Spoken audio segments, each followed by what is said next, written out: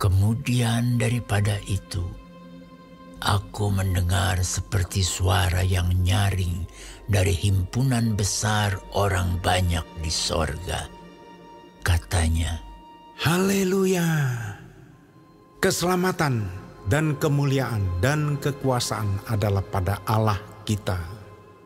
Sebab benar dan adil segala penghakimannya, karena ialah yang telah menghakimi pelacur besar itu, yang merusakkan bumi dengan percabulannya. Dan ialah yang telah membalaskan darah hamba-hambanya atas pelacur itu. dan untuk kedua kalinya mereka berkata, Haleluya! Ya, asapnya naik sampai selama-lamanya. Dan ke-24 tua-tua dan keempat makhluk itu tersungkur dan menyembah Allah yang duduk di atas takhta itu. Dan mereka berkata, Amin. Haleluya. maka kedengaranlah suatu suara dari takhta itu. Pujilah Allah kita, hai kamu semua hamba-Nya, kamu yang takut akan Dia, baik kecil maupun besar. Lalu aku mendengar seperti suara himpunan besar orang banyak, seperti desau air bah, dan seperti deru guruh yang hebat. Katanya, Haleluya! Karena Tuhan Allah kita yang Maha Kuasa telah menjadi Raja. Marilah kita bersukacita dan bersorak-sorai dan memuliakan Dia, karena hari perkawinan anak domba telah tiba dan pengantinnya telah siap sedia. Dan kepadanya dikaruniakan supaya memakai kain lenan halus yang berkilau-kilauan dan yang putih bersih. lenan halus itu adalah perbuatan-perbuatan yang benar dari orang-orang kudus. Lalu ia berkata kepadaku, Tuliskanlah, berbahagialah mereka yang diundang ke perjamuan kawin anak domba. katanya lagi kepadaku, Perkataan ini adalah benar, perkataan-perkataan dari Allah. maka tersungkurlah aku di depan kakinya untuk menyembah Dia. Tetapi ia berkata kepadaku, Janganlah berbuat demikian. Aku adalah hamba, sama dengan engkau dan saudara-saudaramu yang memiliki kesaksian Yesus. Sembahlah Allah, karena kesaksian Yesus adalah roh nubuat. Lalu aku melihat sorga terbuka. Sesungguhnya ada seekor kuda putih, dan ia yang menungganginya bernama Yang Setia dan Yang Benar. Ia menghakimi dan berperang dengan adil.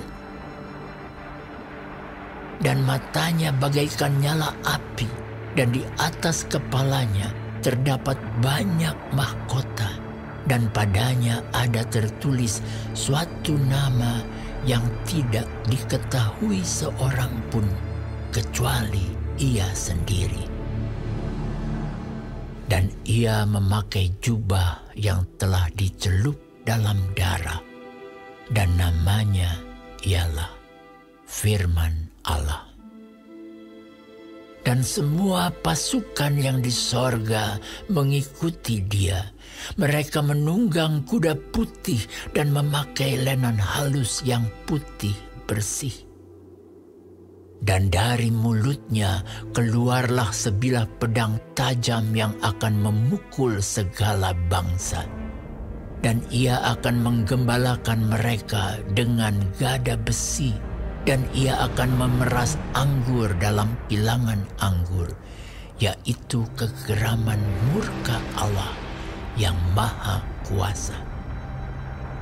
Dan pada jubahnya dan pahanya tertulis suatu nama yaitu Raja segala raja dan Tuan di atas segala tuan.